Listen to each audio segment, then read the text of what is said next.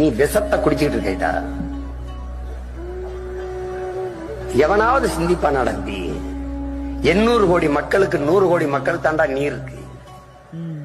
மீதி 800 கோடி மக்களுக்கு நீர் வளத்தை எப்படி பெருக்கிறதுன்னு சிந்திக்காம 100 கோடி மக்களுக்கு தான் இருக்கு, 2 விழுக்கடை தான் தண்ணி இருக்குன்னு அவன் வித்தா நல்லா சம்பாதிக்கலாம்னு சிந்திக்கிறான் பாரு. அவனை கொல்லாம என்னடா பண்றது?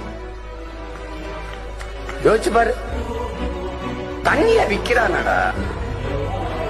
நீ அடிச்சா அப்போலோ கிண்ணல இவனா கொண்டு இறக்கிடுவாங்க. போத்தல கொக்கு குருவி என்னடா பண்ணும்? மானும் மைனாவும் என்னடா பண்ணும்? யானை புலி சிங்கங்கள் எல்லாம் என்னடா பண்ணும்?